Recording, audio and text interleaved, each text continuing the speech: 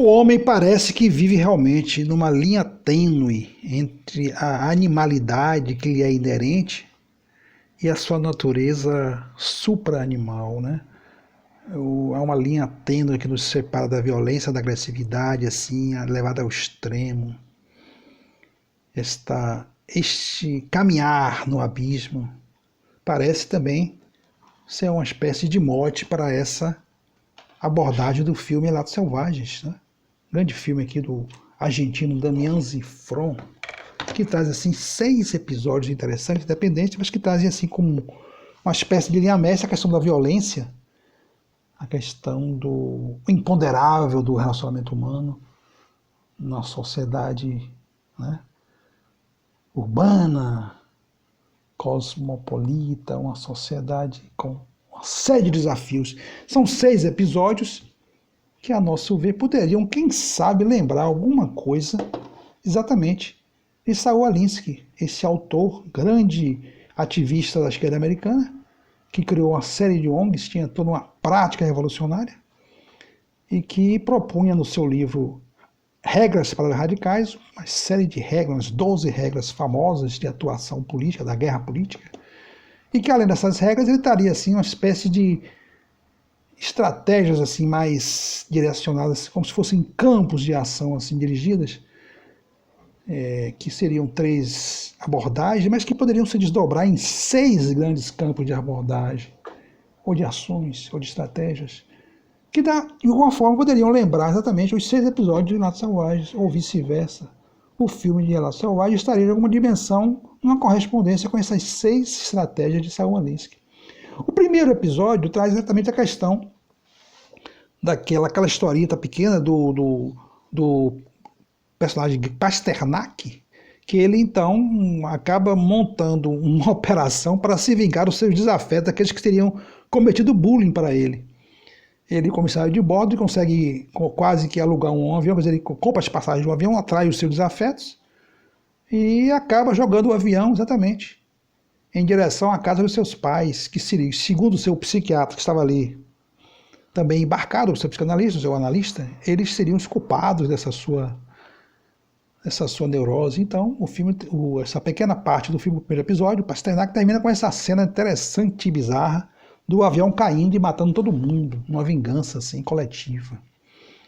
O que isso tem a ver com a Lynch? Que talvez isso nos faça lembrar exatamente o primeiro campo de atuação, que seria a questão da destruição do oponente. Então, primeiro episódio de Pasternak, alguma coisa com a destruição do oponente, tal como proposto por Alinsky. No segundo episódio, intitulado Las Ratas, a história das duas, a garçonete e a cozinheira de um restaurante de beira de estrada, em que ela, de repente, ela recebe um cliente na tarde da noite chuvosa e percebe que ele realmente era um ser desafeto, era um agiota que causou a ruína de sua família, levando seu pai à loucura e à própria morte. E a questão da vingança ali se coloca, né? E ela fica naquele dilema, quando na verdade acontece o seguinte, que sua própria colega, essa cozinheira aqui, a senhora, ela acaba incorporando como se diz, aquela vingança, e ela toma as dores da colega e realiza a vingança com um esfaqueamento daquele sujeito ali, deixando ali na poça de sangue. Chega a polícia e o episódio se encerra. O terceiro episódio, também bizarro, traz a história exatamente deste executivo aqui, que na estrada, com seu áudio potente, recém-adquirido, naquelas estradas maravilhosas ali, né, largas da Argentina ali, que depois se desemboca numa estrada vicinal, ele acaba se encontrando com um trabalhador, não está aqui a foto, e ele estava uma briga de trânsito, uma discussão que chega ao limite de morte de ambos. Eles morrem os dois incinerados no carro do executivo depois de uma briga insana, há uma explosão. E depois chega a polícia com a perícia e parece que o jornalista pergunta ao delegado, inspetor, foi uma morte passional? Olha só que interessante, bizarro, né? O quarto episódio, o Bombita, com o grande Ricardo Darín, ator consagrado na Argentina e no mundo, né? A história do engenheiro de demolições que se envolve num dia assim difícil, aniversário de sua filha, ele está em um casamento já complicado, e perde o casamento, ou aniversário da sua filha, o carro é rebocado, quando ele vai buscar o bolo. Essa cena de rebocar o carro se repete mais 2 vezes, ele acaba se envolvendo numa briga com o serviço público, ou seja, o indivíduo em luta com o Estado, e ele acaba sendo preso e vira uma espécie de herói bandido, e termina o episódio ele preso esperando o julgamento da sua causa, depois que ele comete uma espécie de ato terrorista, tocando uma bomba, explodindo seu próprio carro no estacionamento do serviço de trânsito. Sim, o segundo episódio estaria então para o outro aspecto de Saul Alinsky, que seria exatamente a questão da desinformação.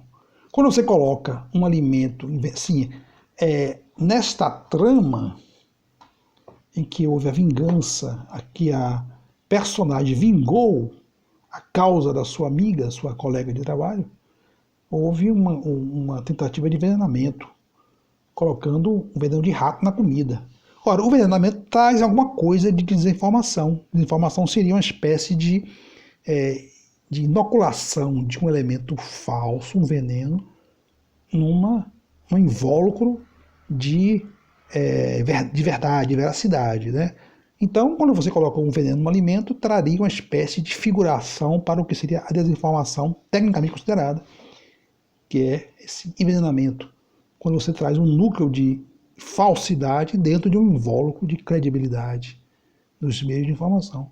Exatamente como propõe Alinsky nessa segunda, digamos assim, segundo campo de atuação. O primeiro seria a destruição do oponente. O segundo campo estaria para o segundo episódio, exatamente a questão da desinformação. O primeiro, a destruição do oponente, quando o Pasternak destrói seus pais e todos os outros afetos, destruição visceral e efetiva. O segundo episódio estaria então para a desinformação. O terceiro episódio, como já começamos a falar, terminamos de falar dele, ele traria então uma certa correspondência com a questão da fraude. Então, o primeiro aspecto de Alinsky estaria para destruição do oponente. O primeiro episódio, Pasternak. O segundo episódio, Las Ratas, estaria para a questão da desinformação. E o terceiro episódio, aquele dos dois que se atracam e morrem incinerados no carro, com aquela pergunta ingênua do jornalista, foi um crime passional? Traria alguma coisa, lembrando, quem sabe, a questão da fraude, tal como Alinsky entende uma luta revolucionária.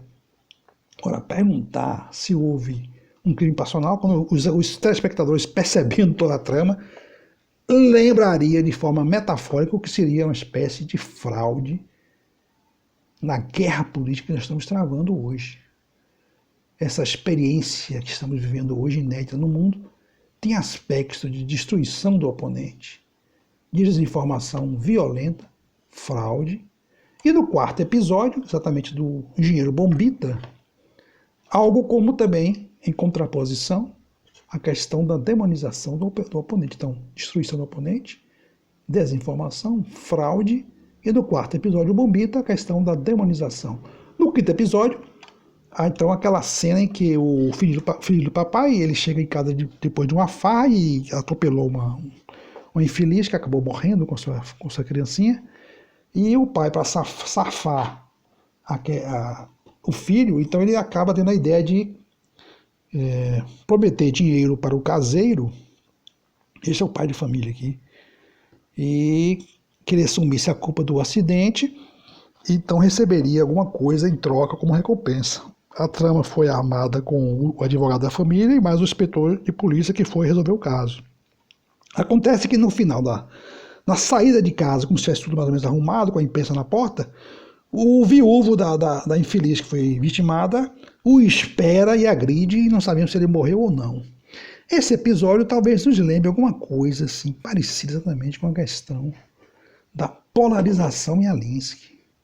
Olha só, você prometer, em nome de um futuro incerto, uma promessa deferida, né, aquela questão do empresário, do bem-sucedido na vida, propondo assim um pacto, né, um pacto sujo com aquele trabalhador, alguma coisa assim, metaforicamente lembrando a questão da polarização em Alinsky.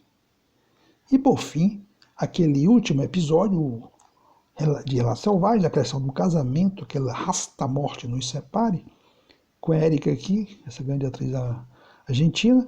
Aí ela descobre que no casamento está ali a amante do seu marido e há uma confusão, bafafá, aquele caos no casamento, depois a reconciliação a partir das ruínas daquele evento. Um recomeço temporal, né?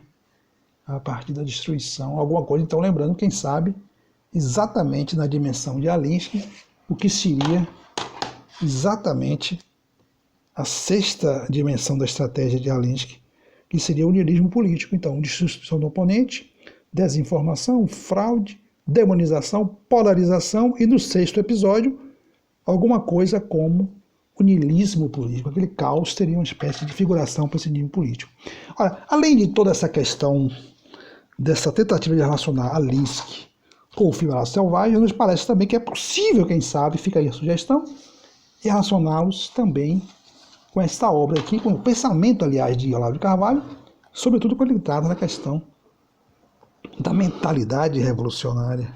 E nesse livro aqui ele traz uma série de artigos sobre essa questão, a inversão emocional em ação, e basta lembrar que, para sintetizar, no filme Relações Selvagens, como também na obra de Alinsky, nessas suas 6 incursões da ação política, a gente percebe uma certa correlação exatamente com as inversões que Olavo identifica. Então, por exemplo, os 6 episódios, o primeiro episódio e o terceiro episódio, o Bombita e o Pasternak, numa certa relação com o que Olavo chama de inversão da ordem causal. Então, há uma inversão, inclusive com o comprometimento da responsabilidade moral. Você percebe isso no episódio de Bombita, aquela briga do indivíduo contra o Estado, e a questão do Pasternak, que joga o avião matando todo mundo. Em relação aos episódios 2 e 3, o Las Ratas e Eu Mais Forte, alguma coisa como a inversão 2 e 3, ou seja, a inversão da relação sujeito-objeto, como entende Olavo, e fica então essa correspondência entre o segundo e terceiro episódios, aquele das meninas do restaurante e daqueles 2 que se atracaram morrendo de forma assim, bastante bizarra, naquele carro incinerado.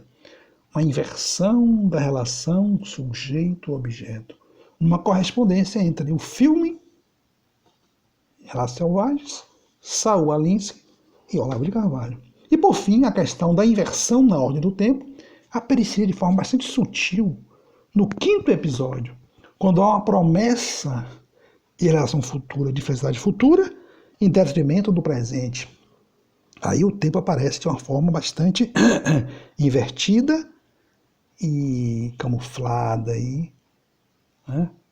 Como também aparece no 6º episódio a questão daquela dança circular, aquele caos que se estabelece no casamento, há uma destruição e um recomeço. Sempre uma espécie de temporalidade não linear, talvez ampliando inclusive a questão da inversão na ordem do tempo, como entende Olavo nesse livro genial, que traz uma série de artigos sobre a questão da mentalidade revolucionária, sempre como uma espécie de percepção invertida da realidade. Então, vivemos no limite da animalidade, do abismo da violência, e essas questões próprias do homem podem ser trabalhadas, podem ser manipuladas, como estamos hoje assistindo, e nesta engenharia social e política, de agendamento das nossas próprias vicissitudes, situaríamos também toda a incursão investigativa de Olavo de Carvalho. É apenas uma sugestão e a gente continua. Até mais.